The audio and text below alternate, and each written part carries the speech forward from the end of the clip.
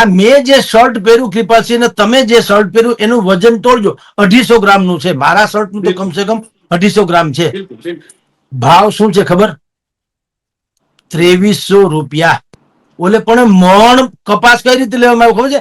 1600 રૂપિયા મણ, 20 કિલો 1600 રૂપિયાના. અને અહીંયા 1 કિલો ના 8000. તમે કલ્પના તો કરો, આ તો હજ ના કહેવાય. તો ભલામણ જે કપાસ પકવે છે એના કરતા તમને વધુ પૈસા મળે તો ગજબ કહેવાય. આવું તે હોય કે? દરિયા તરસ્યા મરે કોઈ દી? મન મેલા તન ઉજળા, બગલા કપટી અંગ, અને એથી તો કાગા ભલા જેના તન મન એક જ રંગ. અમારા ઘરનું તેલ હું બજારમાંથી લેતો નથી. એક ખેડૂત છે પટેલ, જે આપણા અમારા એક ફોટોગ્રાફર છે, એના વેવાય વેલા થાય છે. એને પોતીકી જમીન છે 100-150 વીઘા. મગફળી સારામાં સારી સેન્દ્રિય ખાતરથી, છાણિયા ખાતરથી પકવે છે. એને કીધું સાહેબ આપણે આપણા શ્રેષ્ઠ ક્વોલિટીનું તેલ ખાવું હોય તો અમારે બીજા નફાથી, આના ઉપર બીજી નથી વાત. સૂર્યની સાક્ષી અને બ્રાહ્મણના વતને કોઈ ખોટી વાત ન કરે એમ કહું છું. એ ખુદી કો કર બુલંદ ઇતના कि हर तकदीर को लिखने से पहले खुदा भी पूछे बता दे बंदा तेरी रजा क्या है. રાજકારણે આખા ગામમાં સંપ રહેવા નથી દીધો. ઓલા શિયાળ બાણે તાણે સીમ ભણી અને કૂતરું બાણે તાણે ગામ ભણી, એવો ડખો છે. જગતનો તાત એટલે કે ખેડૂત. આપણે છે ખેડૂતને જગતનો તાત કહેતા હોઈએ છીએ, પરંતુ અનેક પ્રશ્નો ખેડૂતોને હોય છે. કારણ કે જે પાક વાવે છે, એક તો આકાશી રોજી કહેવાય છે, અને તે પાક લઈને જયારે બજારમાં જાય છે તેનો ભાવ પણ છે પોતે નક્કી નથી કરી શકતો. તે ભાવ છે તે નક્કી થતો હોય છે. તો તે ખેડૂતોના પ્રશ્નોને લઈને વાત કરવી છે, અત્યારે ખેડૂતોની સમસ્યાને લઈને વાત કરવી છે. ત્યારે આપણી સાથે ટાઈમ ન્યૂઝના ગ્રુપ એડિટર અને વરિષ્ઠ પત્રકાર જગદીશ મહેતા સર જોડાઈ ચુક્યા છે. તો આવો તેમની સાથે જ સીધી વાત કરીએ, વાત ગુજરાતી પર. ખેડૂતો આપની સાથે ખૂબ જોડાયેલા લાગે છે, અને ખેડૂતો આપની પાસે અનેક આશાઓ લઈને આવે છે. આપ પણ એને સાંભળો છો, તો સર શું પ્રશ્ન છે એમને? સાહેબ એનું કોઈ સાંભળતો નથી ની પ્રશ્ન છે. જી, સૌથી મોટો પ્રશ્ન એ છે કે કોઈ એનું સાંભળતું નથી, કોઈ એનું સાચું માનતું નથી, અને એને એના નસીબ પર છોડી દેવા માંગે છે.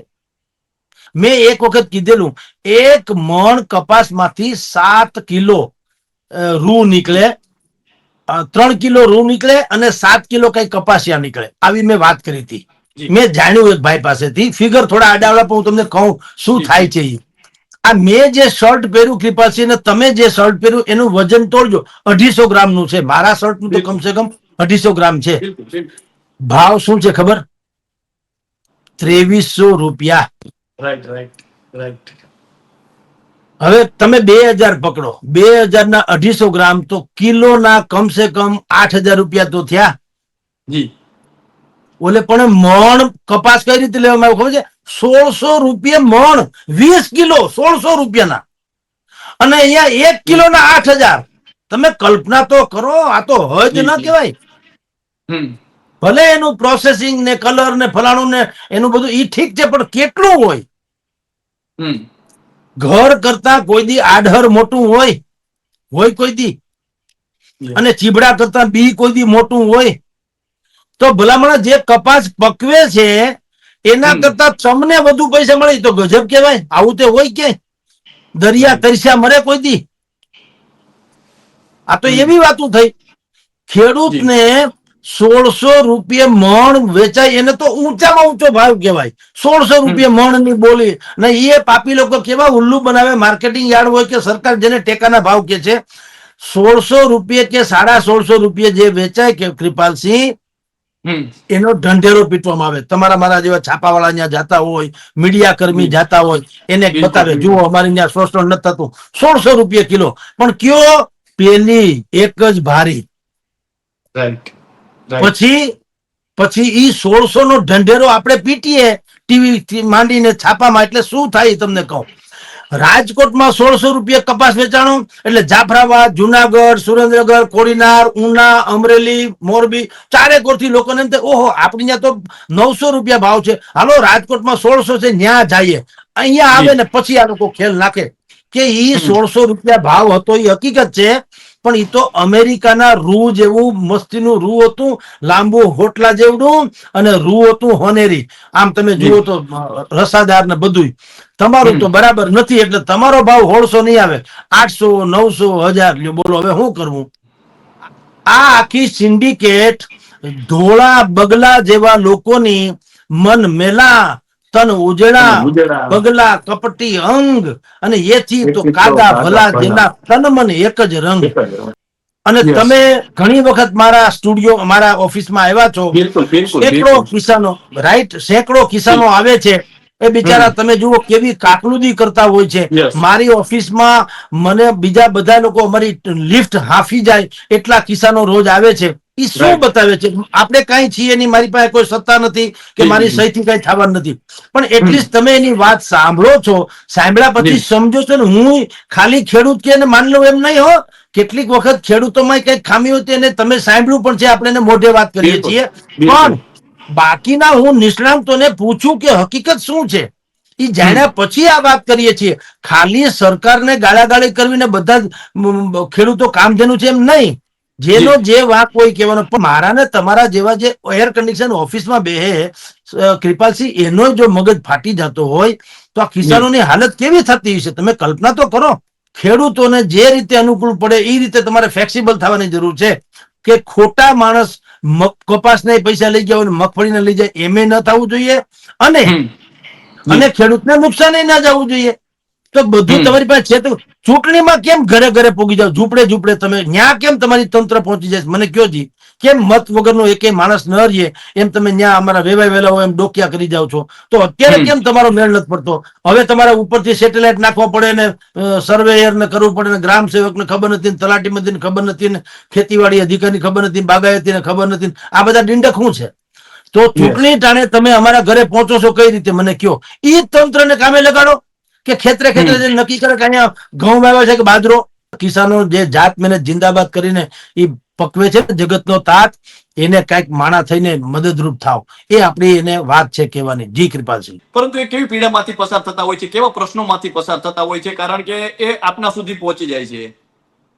સાહેબ એવું છે કૃપાલસિંહ, એક તો આ બિચારા લોકો, જો પેલા તો રાજકારણ નામનો જે શબ્દ છે ને એને ક્યાંય હોંપ નથી રહેવા દીધો. સૌથી પહેલામાં પહેલી નુકસાની આ છે. બિલકુલ. હમ. આપણે એને બહેતરીનમાં બહેતરીન ઉકેલ બતાવીએ ને તોય શું કે સાહેબ તમે કયો છો બરાબર, પણ અમારું ગામમાં માને કોણ?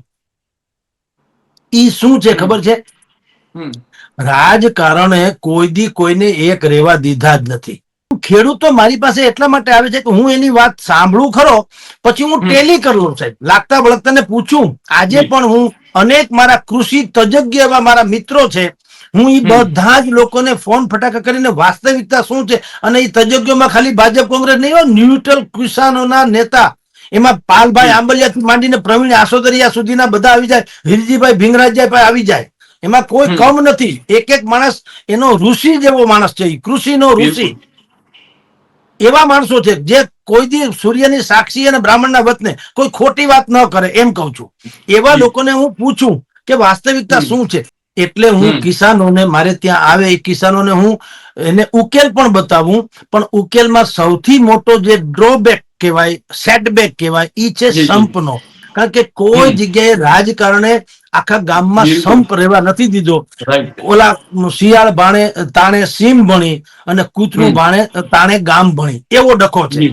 કે ભાજપ હમ. વાળા બોલે તો કોંગ્રેસ વાળા જુદું બોલે, કોંગ્રેસ વાળા બોલે. કારણ કે દરેકને એમ છે કે જે કઈ છે, આ અર્જુન ને ઓલા મત્સ્યોદ્યોગ થયો હતો ને, મત્સ્ય વેદ જી. જે જી. થયું હતું ને, હમ. એના જેવું છે જી. કે માછલી વિંધાય તો મારાથી વિંધાય, ને તો કોઈથી ન વિંધાય, ભલે બધા વાંઢા મરી જાય, પણ પરણું હમ. તો હું પરણું. એમ બધાને, હમ. આમ આદમી પાર્ટી હોય, કોંગ્રેસ હોય કે ભાજપ હોય, કિસાનને હમ. અગર ક્યાંય રાહત થાય તો મારાથી થાય, નહીં કોઈથી ન થાય. ઈ ડખાને જી. કારણે ખેડૂતો મુંજાઈ રહ્યા છે. એટલે મારે બધાને સલાહ પણ એવી છે કે તમે છોડો યાર આ બધી વાત. ભાજપ કોંગ્રેસ આમ આદમી, હમ. ટૂંકમાં રાજકારણ જ તમારું ભલું કરે એવું કોને કીધું? તમે તમારા યસ. તકદીરના बादशाह न बनी सको? खुद ही को कर જી. बुलंद इतना कि हर तकदीर को लिखने से पहले खुदा भी पूछे, बता दे बंदा तेरी रजा બંને क्या તેની है. રજા ક્યાં? તો કોઈની આપણે શું કામ હોશિયારી કરીએ? મારું છાપું હું મારા ભાવે ધારો કે વેચું છું. તમારો માલ છે ઘઉં, બાજરો, મગફળી, અડદ, સોયાબીન, હમ. તમારા ભાવે વેચો. દુકાન યસ. બનાવો, દુકાન, ખેતરને દુકાનમાં કન્વર્ટ કરી નાખો. તમારું ઈ હમ. ખેતરમાં તમારું ને તમારું ખેતર, એનો પાક થાય ને તમે ને તમે ગાડું, ટ્રેક્ટર, ખટારો કે ટેમ્પો જે હોય તમે ભરીને હાઈવે ઉપર ઉભા રહ્યો, અથવા તમારા વોટ્સએપ માં જે ગ્રુપ છે તમારા મિત્રો, જેમ તમે આમ થાય હમ. આપણે અહીંયા હું કે મોબાઈલમાં મોટા ભાગના શું કરે, કીર્તિદાનનો ડાયરો સાંભળ્યો. ભાઈ એ સારી વાત છે, સાંભળો જી. તો ભલામણ કઈક હમ. સદુપયોગ કઈ કરો. મોબાઈલમાં ઘણું બિલકુલ. બધું છે. તમે માર્કેટિંગ તરફ વળો. એ કીર્તિદાન ડાયરો સાંભળો, કાંઈ વાંધો નથી. સાંઈરામના જોક સાંભળો, વાંધો નથી. માયાભાઈ આહિરને સાંભળો, તમે ગમે એ કરો, નો પ્રોબ્લેમ. જી પણ સાથોસાથ એ મોબાઈલમાં ઘણું બધું હોય છે. સારા કૃષિ તજજ્ઞોને ફોન કરો, મારે આટલા ઘઉં જી. પાકે એમ છે, શું કરું? તો દરેક ખેડૂતના પોતાના એક ગ્રુપ હોય છે. હવે તો કુટુંબના ગ્રુપથી માંડીને મારા તમારા જેવાના. હું સ્વયં કહું છું કૃપાલસિંહ, અમારા જી. ઘરનું તેલ હું બજારમાંથી લેતો નથી. એક ખેડૂત છે પટેલ, જે આપણા અમારા એક ફોટોગ્રાફર છે, એના વેવાય વેલા થાય છે. એને પોતીકી જમીન છે 100-150 વીઘા, મગફળી સારામાં સારી સેન્દ્રિય ખાતરથી, છાણિયા ખાતરથી પકવે છે. જી. એને કીધું સાહેબ આપણે આપણા શ્રેષ્ઠ ક્વોલિટીનું તેલ ખાવું હોય તો અમારે બીજા નફાથી, આના ઉપર બીજી નથી વાત, પણ બજારમાંથી તમારે લેવું ને કે જોતું હોય તો. એને શું કર્યું, એને અમારા જેવા બધા ગ્રુપના લોકોને કીધું તેલ લેવું હોય તો મને તમે કહેજો. અમે બધાએ લખાવ્યું, એ અમે 5 વર્ષથી લઈએ છીએ, ખાઈ પીને મજા કરીએ છીએ, કાંઈ વાંધો નથી. તો એને ક્યાં માર્કેટિંગ યાર્ડની કાંઈ મુશ્કેલી નડતી નથી. એટલે તમામ ખેડૂતને કહું છું કે હવે તમારું ઓશિયાળાપણું તમે ટાળો. તમે તમારું શું થાય કયો, ભીખુદાન ગઢવી કે ને એમ કે 100 ગ્રામ ગાંઠિયા કાચા ખાવા બેઠા હોય ને બધા શું કે મને નથી લાગતું કેશુભાઈ નું લાંબુ હાલ. એ કે એનું હાલે ના હાલે, કાચા ગાંઠિયા કે તારી કાયા નહીં હાલે, થોડાક માણા થા. એમાં આપણે છે ને ગામની પૂછલી બહુ કરવામાં ટાઈમ કાઢીએ છીએ. આપણું ભલું શેમાં થાય એ નથી જોતા, એટલે આ મુશ્કેલી છે. મગફળીનું અત્યારે રજીસ્ટ્રેશનનો જે પ્રોબ્લેમ છે એ એમાંનો એક છે. આનો ઉકેલ અત્યારે હવે, કારણ કે આગ લાગી છે એટલે હવે કૂવો ખોદવા નહીં બેહાય. રાજ્ય સરકારે અવધિ 22મી તારીખ છે, એને બદલે ભયંકર હદે લંબાવી જોઈએ કે ભાઈ જ્યારે તમે આપો ત્યારે મગફળી અમે લઈ લેશું ટેકાના ભાવે. Number 1 solution. નંબર 2 સોલ્યુશન, એક વખત તમે ખેતરમાં ભાઈ ખેડૂતો ઉપર ભરોસો રાખો. સેટેલાઇટ ઉપર રાખો છો એના કરતા ખેડૂતો ઉપર રાખીને કહી દો આ વખતે લઈ લે, આવતી વખતે તમારે આવું ન થાય એવો ડખો કરજો.